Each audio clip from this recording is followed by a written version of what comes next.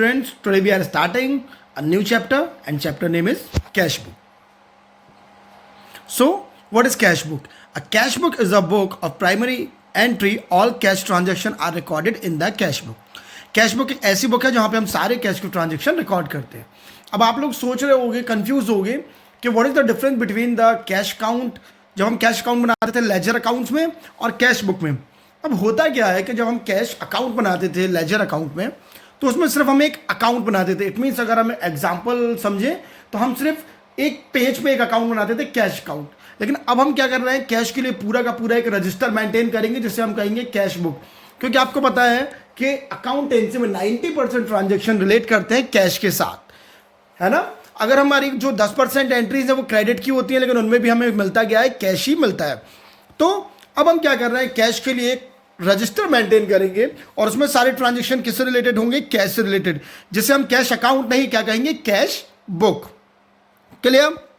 चलिए, feature of cash book. अब cash book के फीचर्स क्या होते हैं? To keep record of only cash transactions. इसमें सिर्फ हम कैश ट्रांजेक्शन ही रिकॉर्ड करते हैं. All receipt are recorded in debit side. जितने भी कैश रिसिप्ट होता है, इट मीन्स हमारे पास कैश आता है, वो हम कहाँ रिकॉर्ड करते हैं, डेबिट साइड. फॉर एग्जाम्पल अगर हम देखेंगे, हम जो एसेट्स, कैश क्या है एक्चुअल में, कैश एक्चुअल में एसेट्स है. और एसेट्स का हमारा जो एक रूल था वो क्या था, what's comes in debit and what goes out credit. It means जो भी आ रहा है, यानी जितना भी कैश हमारे पास आ रहा है वो डेबिट, और जितना भी कैश हमारे पास से कम हो रहा है, जा रहा है, उसे हम क्या बोलेंगे, क्रेडिट. वो किस साइड शिफ्ट करेंगे, क्रेडिट साइड शिफ्ट करेंगे. All payment are recorded in credit side. देख लीजिए, जितना भी पेमेंट होगा, it means what goes out, cash जितना जाएगा वो हम कहाँ रिकॉर्ड करेंगे, credit side. Chronological transaction recording of all transaction. अब हम किस ऑर्डर में रिकॉर्ड करेंगे, chronological, it means date wise. Performs function of both journal and ledger. अब जो हमारा कैश बुक होता है ये बोथ साइड परफॉर्म करता है, जर्नल एंड लेजर में. अब होता क्या था, जर्नल में हम सिर्फ रिकॉर्डिंग करते थे और हम बताते थे एक्चुअल में कि किसे हम डेबिट करेंगे और किसे हम क्रेडिट करेंगे. और एक्चुअल में डेबिट क्रेडिट हम कहाँ करते थे, लेजर अकाउंट. अब हम कैश बुक में क्या करने वाले हैं, सिर्फ कैश रिलेटेड ट्रांजेक्शन्स का हमने एक पूरा रजिस्टर ही मेंटेन कर दिया, जिसका नाम हमने दे दिया है कैश बुक. चलिए, let focus some objective of need of cash book. अब हमें कैश बुक की जरूरत क्या है? To find out the total cash receipt and cash payment during a given period. एक गिवन पीरियड में हमें पता करना होता है कि कैश रिसिप्ट कितना हुआ है और कैश पेमेंट कितना हुआ है. To ascertain the balance of cash in hand at the bank. अब हम पता लगा सकते हैं कि हमारा जो एक्चुअल बैलेंस कैश और बैंक में कितना है. To verify the correctness of cash in hand and bank. अब हम उसकी करेक्टनेस पता कर सकते हैं, वेरीफाई कर सकते हैं, किसकी, कैश इन हैंड और बैंक की. चलिए, टाइप्स ऑफ कैश बुक. अब हम देखते हैं टाइप्स ऑफ कैश बुक. कितने टाइप की कैश बुक होती हैं, 4 types. Simple column cash book, double column cash book, triple column cash book and petty cash book. चलिए, now we focused on simple cash book. अब हम simple column cash book की बात करेंगे. Prepared like cash account and ledger. अब जो हमारा simple column cash book है, जो बिल्कुल वैसे ही बनने वाला है जैसा हम लेजर अकाउंट बनाते थे. All the cash receipt are entered in amount column on debit side. अब जो भी कैश रिसिप्ट होगा उसे हम डेबिट साइड रिकॉर्ड कर देंगे. All cash payment are appeared on credit side of the amount column. अब हम क्या करेंगे, जितना भी हम पेमेंट कर रहे हैं उसे हम कहाँ रिकॉर्ड करेंगे, credit side. It means cash आ रहा है तो डेबिट, कैश जा रहा है तो credit. Cash book is close and balance at the end of the month.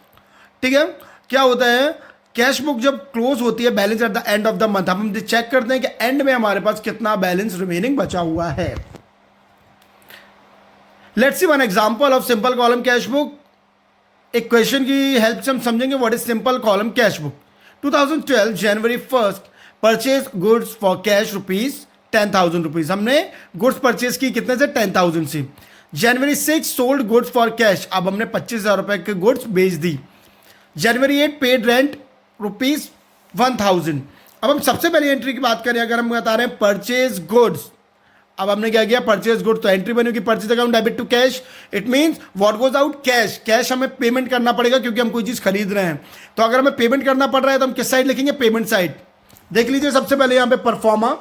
Simple column cash book का जो फॉर्मेट रखा गया है वो बिल्कुल ही सिंपल रखा गया है.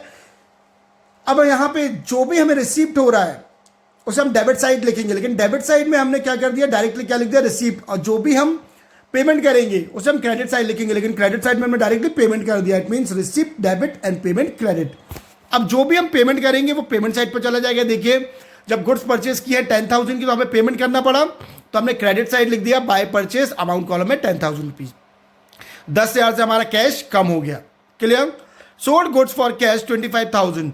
अब हमने 25,000 रुपए की गुड्स बेची। इट मीन जब हम कुछ बेचते हैं तो हमें कैश रिसिप्ट होता है, तो कहाँ लिखेंगे रिसिप्ट साइड टू सेल्स करके 25,000 यानी 25,000 से हमारा कैश बढ़ गया तो हमने कहाँ रिकॉर्ड कर दिया डेबिट साइड। कैश कम होगा तो क्रेडिट साइड, कैश बढ़ेगा तो डेबिट साइड। और यहाँ पे डेबिट क्रेडिट को उन्होंने सिंपल नाम दे दिया रिसिप्ट एंड पेमेंट। कैश बढ़ेगा तो रिसिप्ट, कैश घटेगा तो पेमेंट। अब देखिए परचेज किया तो कैश घटा 10,000 पेमेंट साइड और कैश बढ़ा, इट मीन सेल से कैश हमारा बढ़ गया तो 25,000 receipt side. Clear. Last entry क्या है, पेड रेंट ₹1,000। अब हमने 1,000 रुपीज पेड किए हैं रेंट के, यानी किराया दिया है। अब जब हम रेंट पेड करते हैं तो हमारी एंट्री क्या बनती है, हमारी एंट्री बनती है rent account debit to cash. It means what goes out cash, हमारे पास से कैश जा रहा है, इट मीन्स कैश कम हो रहा है। कैश कम हो रहा है तो हम कहाँ लिखेंगे credit side, it means payment side. अब आप देखिए हमने बाय रेंट करके 1,000 लिख दिया। उसके बाद हम टोटल लगाएंगे, हमें क्लियरली दिख रहा है कि जो डेबिट साइड का टोटल है 25,000 is more than credit side total, is mean receipt is more than payment. तो जो भी हमारा टोटल ज़्यादा आता है वो हम दोनों साइड लिख देते हैं। देखिए हमने 25,000 यहाँ पे पेमेंट कॉलम में भी लिखा है और 25,000 रिसिप्ट साइड भी लिखा है। इट मीन्स डेबिट साइड भी 25,000 लिख दिया, क्रेडिट साइड भी। लेकिन क्रेडिट साइड यानी पेमेंट साइड कितना अमाउंट कम पड़ रहा है 14,000, तो उसे हम बाय बैलेंस सीडी करके एडजस्ट कर देंगे। अब हमारा टोटल सिमिलर हो गया। अब जो हमारा रिमेनिंग बैलेंस बचा यानी हमारे पास 14,000 रुपए कैश बच गए। क्लियर। उसे हम नेक्स्ट मंथ में ट्रांसफर कर देंगे। देखिए जनवरी की कैश बुक हमारी कंप्लीट हो गई, हमारे पास कितना कैश बचा 14,000। अब उसे हम फरवरी में ट्रांसफर कर देंगे, तो फरवरी में हमने उसे ट्रांसफर कर दिया तो देखिए डेबिट साइड यानी रिसिप्ट साइड हमने क्या लिख दिया Feb 1 टू बैलेंस BD, क्योंकि अब हम बैलेंस ब्रॉट डाउन कर रहे हैं और अमाउंट कॉलम में 14,000। सो स्टूडेंट्स आई होप आपको कैश बुक समझ में आया होगा और सिंपल कॉलम कैश बुक भी समझ में आया होगा।